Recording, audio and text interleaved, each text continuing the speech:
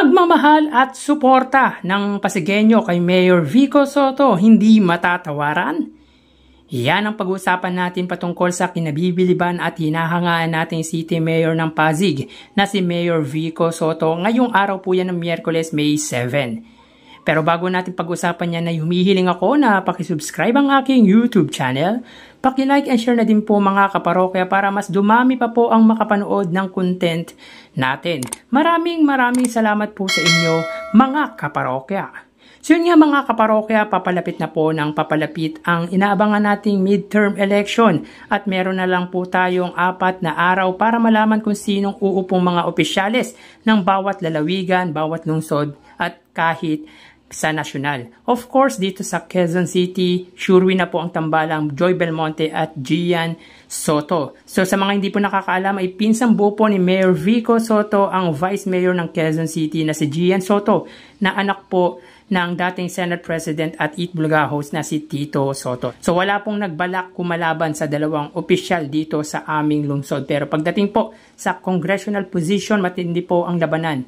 Pero angat po sa survey si Congressman Arjo Atayde. Ito po yung incumbent congressman po ng aming distrito. Asawa po siya ng Eat Bulaga host na si Maine Mendoza at anak ng artistang si Sylvia Sanchez. Ang katapat naman po nito ay ang dating congressman ng distrito namin na si Bingbong Crizologo. Sa mga hindi po nakakalam, si Bingbong Crizologo po ay pinsan o relative po ng Ilocos Sur Governor Chavit Singson. Siyempre pagdating sa Pasig, though alam naman po natin na sobrang angat na angat po ang butihing mayor sa katapat nitong si Sara Diskaya ng Kaya This, ay gusto kong makita kung paano lang pasuhin yung tambak na tambak ng incumbent mayor dahil grabe ang paninira ng kampo nito against nga po sa butihing mayor. So bakit ko ba nasasabing angat na angat at para sa akin, sure win ang butihing mayor?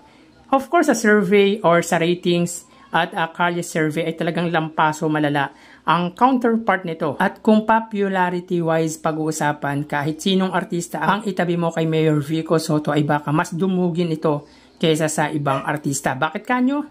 Dahil bukod sa guwapo ay magaling na mayor si Mayor Vico Soto, hindi lang po sa Pasig kundi mas kinikilala ang kagalingan nito sa buong mundo, sa buong Pilipinas. So yun nga po mga kaparokya, siya na po ang pamantayan para sa akin pagdating sa public service. Dahil po sa ipinapakitang husay nito sa paggugobyerno sa lungsod po ng Pasig. At alam ko na agree din po kayo sa sinasabi ko.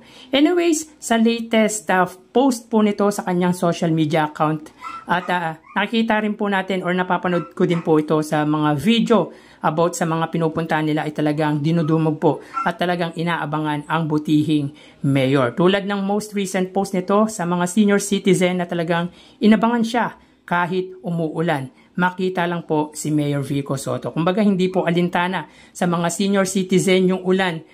Basta makita lang po at mayakap nila si Mayor Vico Soto. Ngayon lang po ako nakakita ng ganyang politiko na talagang mahal na mahal ng kanyang nasasakupan. Siguro sa ibang lugar meron din, pero hindi tulad ng pagmamahal na ibinibigay po ng mga Pasigueño. Siguro sa iba ay respeto na lang dahil may posisyon, pero nothing comparable po talaga kay Mayor Vico Soto. Mapabata, teenager, middle age, senior citizen, or kahit anong edad talagang dinudumog at gustong makita ang anak po ni Bossing Vic Soto at ni Miss Connie Reyes. Kapag yung mga regular day na nag-iikot siya sa bawat street, kumbaga yung okay sa Pasig, akala mo piyesta sa lugar nila dahil inaabangan talaga si Mayor Vico Soto. Dahil grabe naman po kasi talaga ang pagmamahal at pagpapahalaga nito sa mga Pasigueño. Kumbaga, hindi din matatawaran. Kaya sinusuklian din ng mga Pasigueño ng di matatawarang pagmamahal si Mayor Vico Soto. Yan yung wala sa kalaban ni Mayor Vico Soto na si Sara